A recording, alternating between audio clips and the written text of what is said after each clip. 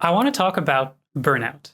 I especially want to talk about the propensity that we have as people who are passionate about something, like we are passionate about character art, to also work ourselves down to this particular state.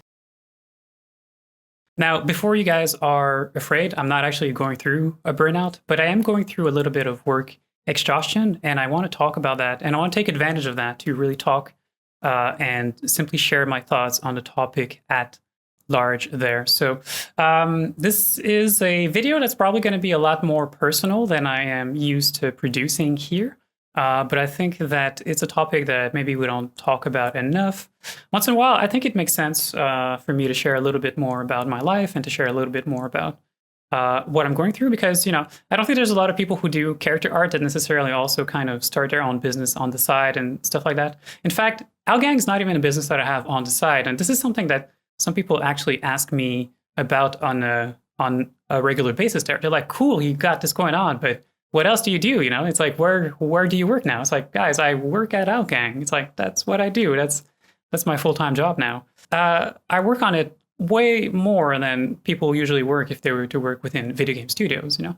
Now, truth be told, I'm not really complaining about that because I actually enjoy it. I'm my own boss. There's a lot of advantages to running my own studio, my own company there, to teach to like you guys, which I enjoy quite a lot there. And in fact, I would even go so far as say that working here and working for myself and just teaching you guys pretty much every week is probably the job that I have enjoyed the most so far.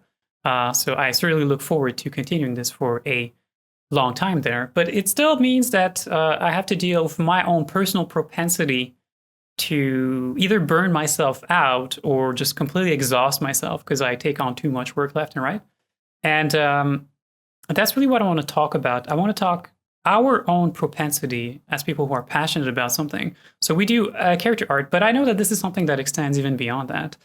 In fact, I was reading an interview this week about Neil Pattinson, so who has played, Neil Pattinson. Is that his name? It's Neil within the movie. It's Neil within Tenet, but is his name also Neil in real life?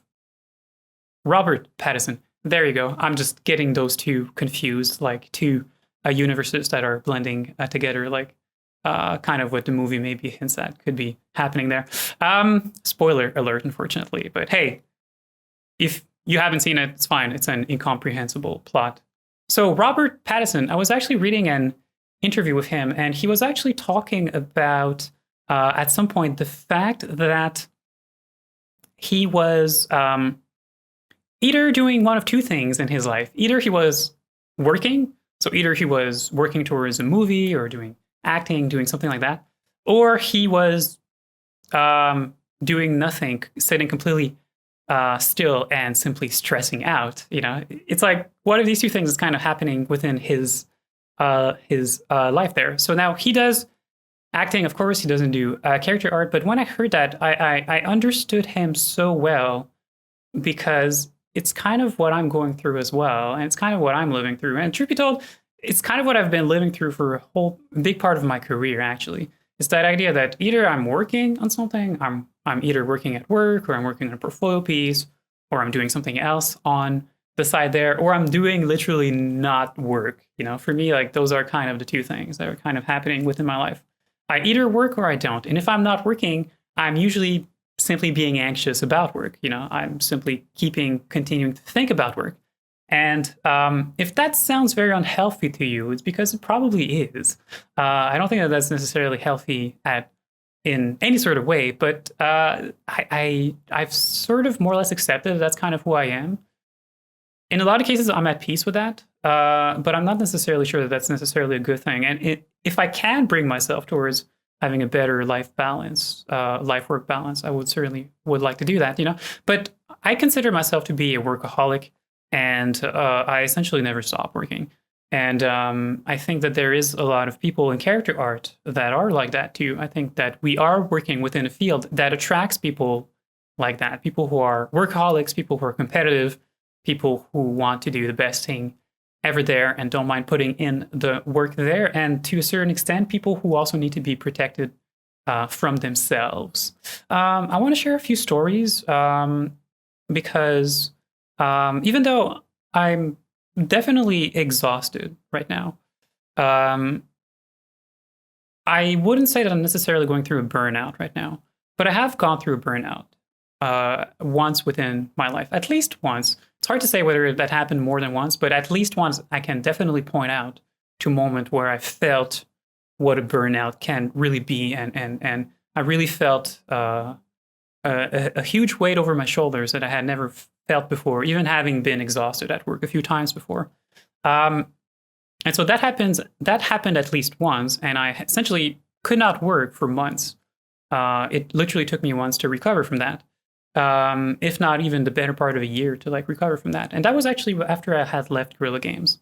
You could say that I was probably at that point while I was at Guerrilla Games, but the stress of work, the anxiety of work, all of that kind of created enough sort of stress within me that I definitely was still kind of able to continue functioning. But I definitely left Guerrilla Games. One of the reasons why I left that studio, it's not the only reason, but it is one of the reasons why I have left that studio. And the reasons why I have left the studio are actually quite are quite complex, and it's unlikely that I will ever get completely public with all these reasons, because it involves people and stuff, and I don't want to necessarily talk in the back of people, but it is a complex cocktail of reasons that kind of got me to leave that studio after only 2 years. And one of the reasons was specifically because the competitiveness of our field of working within AAA character art really got to me, and just became a little bit too much pressure on my own shoulders there. There wasn't even any case of like forced overtime there, or even implied overtime that you hear like different studios, I think actually a lot of that pressure came from within myself, and I think that I am someone who sometimes simply needs to be saved from myself, as far as that's concerned, because I have a tendency, being a workaholic, like if I have nothing else to do, I will default to doing work, and if I'm not doing work, I'll be probably thinking about work. So when I left Guerrilla Games, it literally took me months. It took me a long time to recover from that. And probably at least easily 6 months. And I kind of knew it was a burnout because I came back to Canada, and although coming back itself was relatively uneventful, stressful, but not necessarily that bad. After I came back, I literally could not do anything at all in terms of work.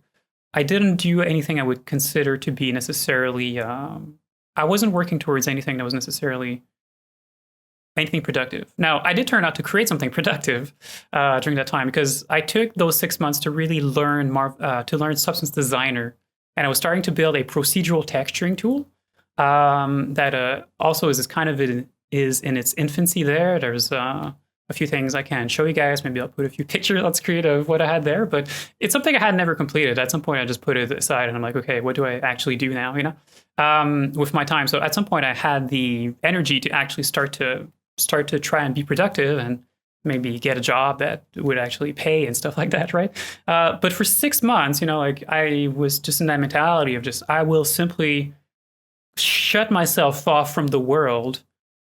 During those 6 months, I also wouldn't answer any emails. I would answer emails, but it would usually take me at least a few days. If someone sent me a message, if I received an email, the most random email you could ever imagine, my reaction to that was to become very anxious at it. And what I would usually do is I would get up in the morning and I would see that I have an email that I haven't looked at from some random person that has not even anything to do with reading.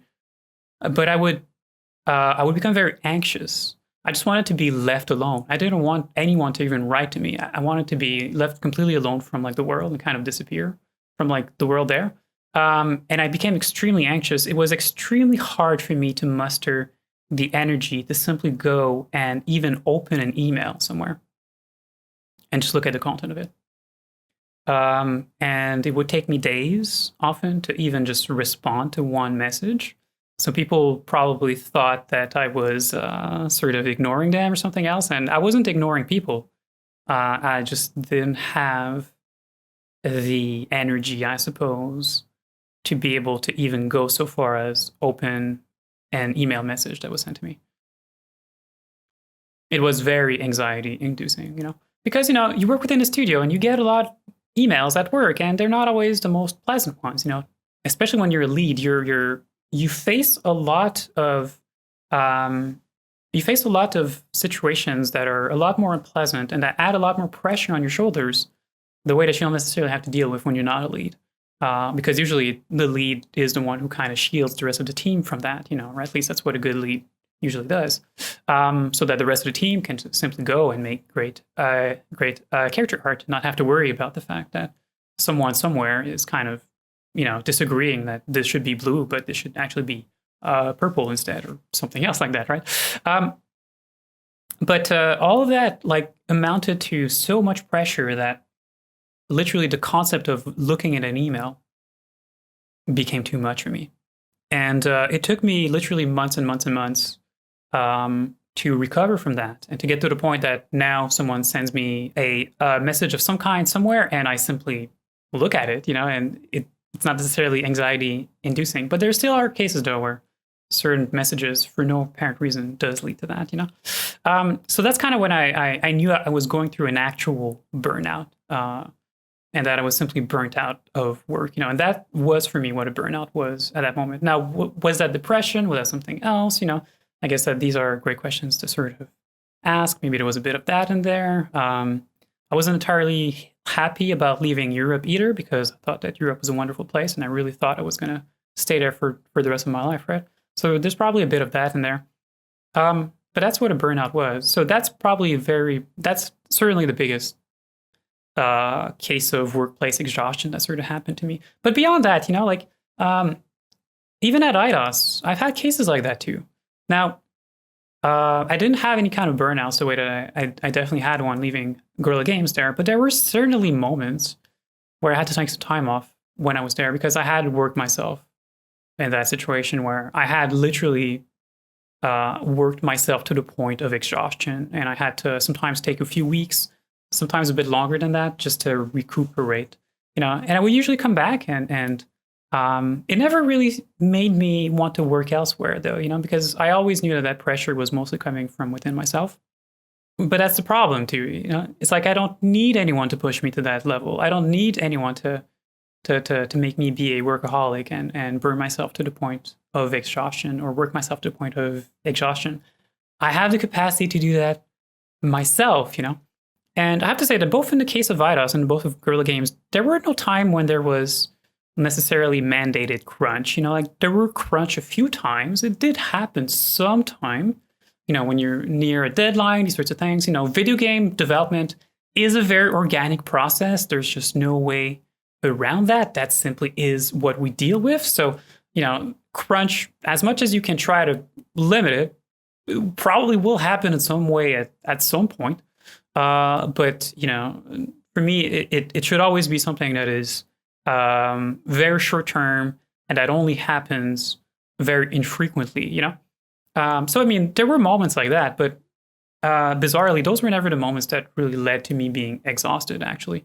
Specifically at IDOS, actually, there was something great that actually happened at some point, and I will forever remember this. When I was the lead on Mankind Divided, and at some point when we were about to wrap up the DLC there, one of the DLCs that we had made for Mankind Divided there, at some point, so I was lead on the team. Most of the team had already left, had gone to work on other projects, but I was left to complete the DLC there. And at some point, I was actually really, really passionate about something, and I really wanted to create the best character art that I could for a particular set piece that we had within the game. And at some point, I was so motivated. I was so into it. I was so just getting off at just doing work, because that's what workaholics do, right? That's our drug. It's just doing work is our drug. I went up to my boss at some point, which was a director, because I was a lead, and I went up to my boss and I was really proud. I'm like, hey, look, I've made 70 hours this week. I've really worked hard. Look at my timesheet. Look at the time that's there. Like, ain't this cool? Look at the result of all of this work that I've done doesn't look great. I was really proud of myself, And his reaction was, Laura, what are you doing? Don't do that. Like you're gonna burn yourself out. Don't do crazy overtime like that. It's like you can't either like kick people out when 5 o'clock hit, right? So like there's a certain amount of control that there's a limit to the control that you can have over whether someone does overtime by themselves. But in no way, shape, or form, even if you're a workaholic and you like to put in a bit of extra time yourself, at no point should you be doing 70 hours, and you should be doing a lot less of that.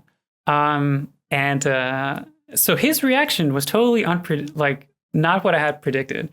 I had predicted that somehow, maybe, I don't know, he'd be happy or he'd laugh it off or something. And his reaction was like, Laura, what are you doing? Don't actually do that. I don't want to see you do that ever again, And I will remember that like the rest of my life, because that was, for me, a sign of a great leader.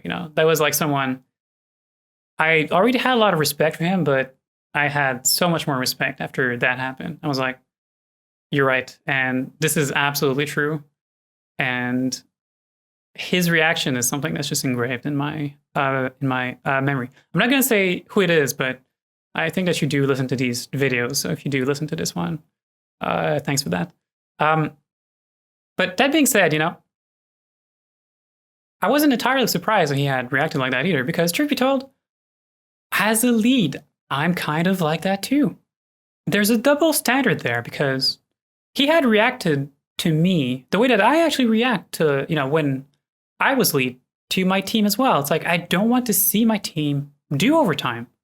I don't like to see them do that.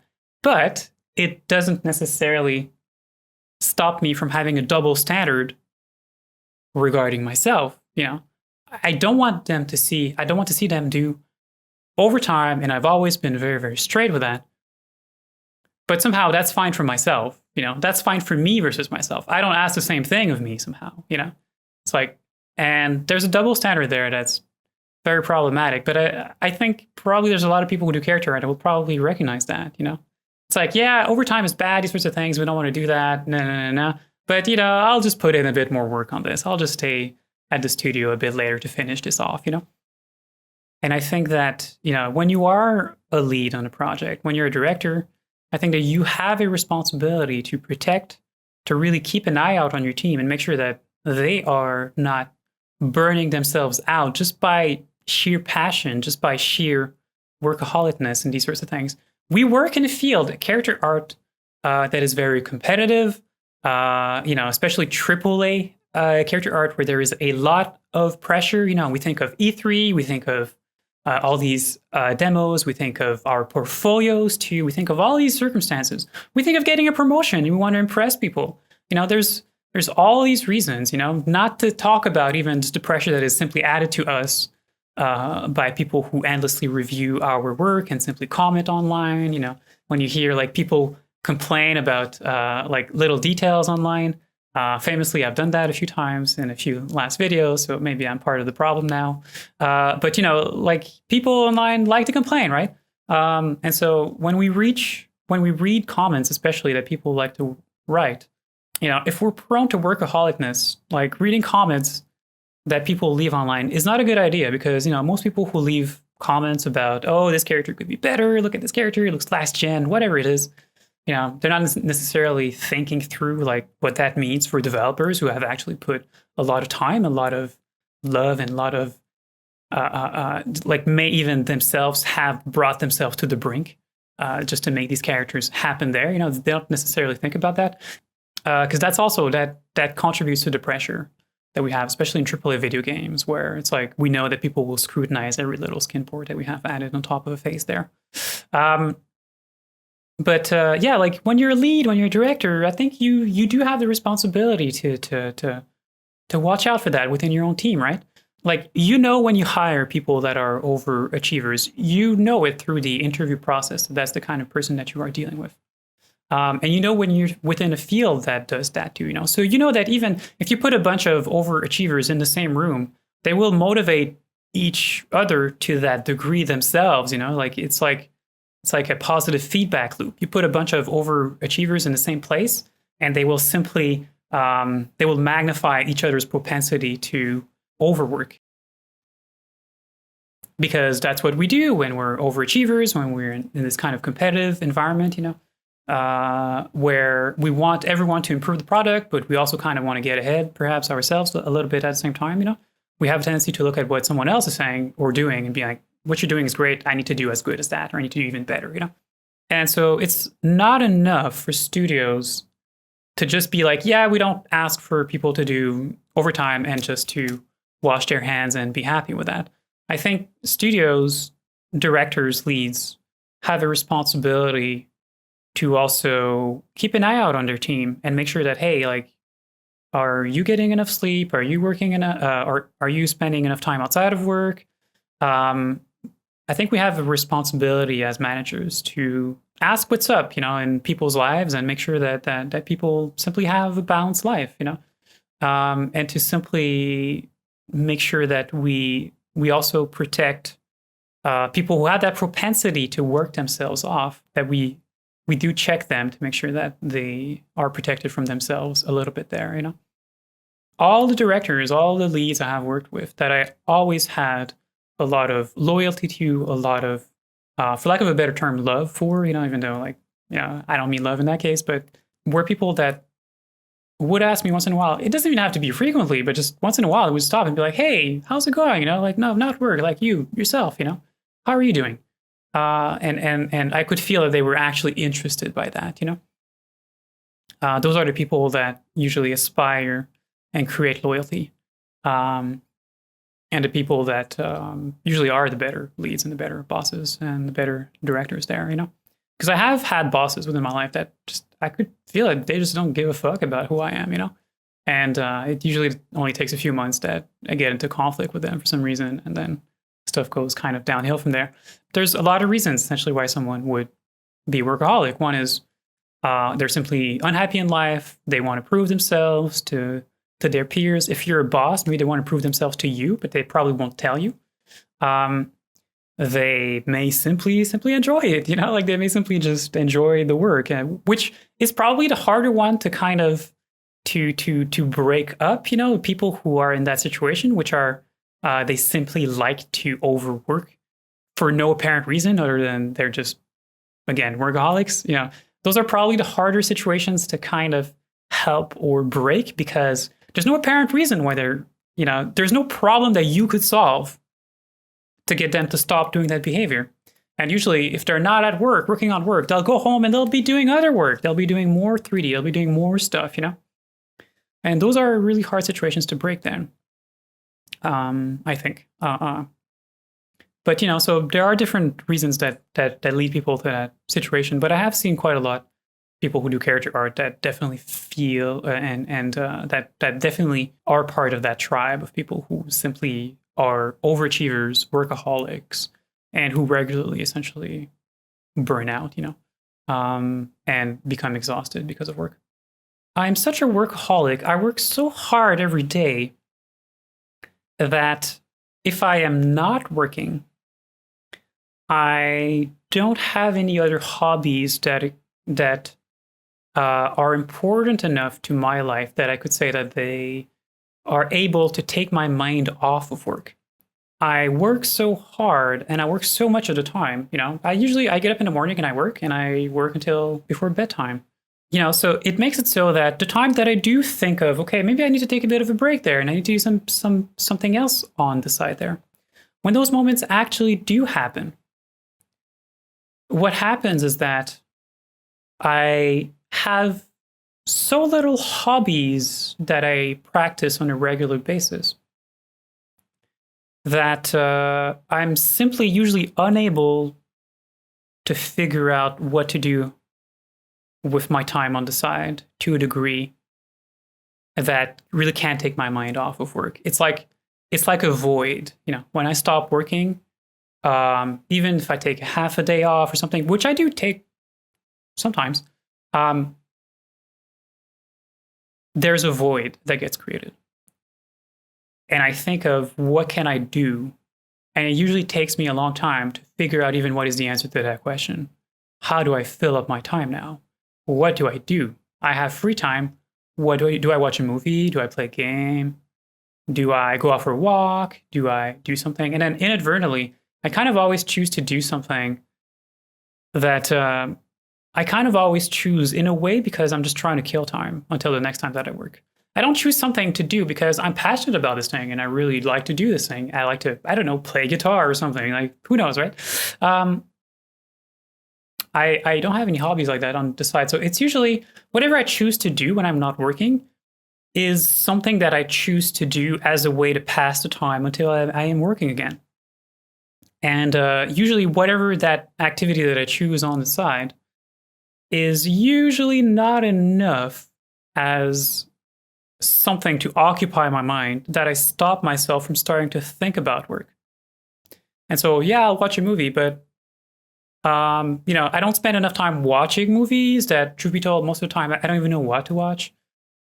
So I just go and I randomly browse on like Netflix or something for something to watch. And then I obviously choose something, or I often choose something that I probably don't even really want to watch. I just want to have something that is playing.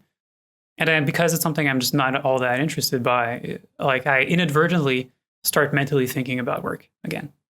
And I start becoming a little bit anxious about work because I'm not working right now, That's part of why I play so few video games now. It's kind of the same thing. I play video games, but then after about an hour, I get anxious. I'm playing games. I shouldn't be doing that. I should be working right now. Like that's a wheel that I really, really have a hard time to stop to stop spinning.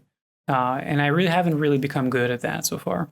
And yes, that is almost an addiction to a certain degree. You can't really think about it that way, If you're an addict to a drug and you're not doing that drug, you're probably thinking about how can I get that drug? Well, you know what? It's kind of how I feel sometimes. It's kind of how I feel. And I'm probably not alone in that. And there's probably a lot of people who do character art that probably see themselves in that too. Once it gets to the point that you literally have to call in sick, not because you're sick, but you have to call in sick because you are overworked, as I have done many times, whether it was at IDOS, whether it was at Guerrilla Games. Once you're at the point that you have to call in sick and you have to lie to your boss, and you have to feint being sick because you're just so exhausted of work that you just can't really get out of bed in the morning, you've reached a point where there's a problem there and that needs to be addressed. And overwork is so terrible. Like, it really is just like any other drug. It's going to lead to problems, to mental problems. It's going to lead to physical issues. You're going to probably neglect to take care of yourself, neglect to eat well, neglect to exercise, neglect to go out and have a sun and see the sun or have some sun, and also neglect to even have a social life, Like, overworking can literally destroy these other spheres of your life and destroy your health, like I believe as much as other drugs can, and probably even should be treated like that, to be honest. And so I have a tendency to always say yes to things, to like ideas that either people come to me or that, I think of myself. Now, I do say no to, there are things that I certainly say no to, but more often than not, I have this propensity to be like, yes, this is a great idea. I get so wrapped up. I get so interested sometimes by making something that I find exciting in the moment there that I'm like, oh, screw it. Let's just make this happen. This is just a great idea. Let's just make this happen. I'll find a time in my schedule somewhere. I'll find a hole. I'll do it. If I'm feeling good, I have a tendency to always easily take on responsibilities, take on work, always be saying yes to things. And, if there is maybe one thing that I've kind of learned or that I could have maybe offer as advice to anyone who's kind of also struggling in that kind of situation, or that also considers themselves to be an overworked workaholic there, perhaps. The only thing I can kind of offer is that it's clear to me now. It's been clear to me for like a while. It's something I've been kind of putting off as a bit of little voice within my head there, perhaps. But it's clear to me now that saying yes to work simply and making things simply leads to more work. Work is endless, really. Like, the thing about work is that it never stops, Even if you complete something, there's just going to be something else afterward that you'll be as excited about. It's going to come around. because that is within your own very nature to just say yes to things, to get excited about the possibilities within a particular project, a particular character, a particular idea there. You will, even if you, like, the thing that you're working on right now, you think is the greatest idea ever. And you truly believe that, and maybe it is. Once you're done with that thing, that cycle will happen again. Something else will come around, will get you as excited once more. You'll be like, this is the best idea ever. Let's make this happen. And you'll start that cycle over again of just working yourself into the ground there. The way out of overworking yourself to the ground isn't necessarily by finishing everything you have started that is on your probably very long list of things that you want to do. The only way out is to tell yourself, no, that's it. I'm stopping now. I'm taking a break. You have to let go of things. You have to be like, this thing I'm working on, I really believe in it. And it's exciting, but you know what? I have to put it aside and I have to just take a break from it. You have to step away now. And that is quite clear to me by essentially being someone who is in this kind of position and has been overworking myself for as long as I have. It's clear to me that after work, there is simply only more work if you don't actively pursue other interests and actively work towards having and just setting for yourself a proper work-to-life balance there. It's not going to happen on its own.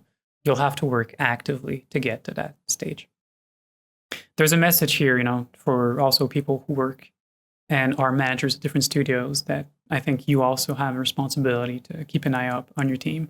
It's great that some of your team members put in extra time, but it's also really bad for their own health. And I think people have to be safe from themselves from time to time because we are extremely competitive by nature there.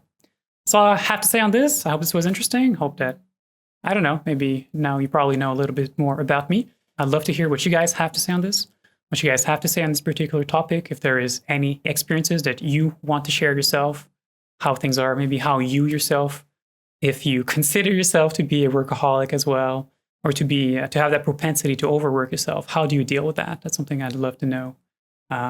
Because I think myself, there are certainly tips there that I can learn and that others can also benefit from.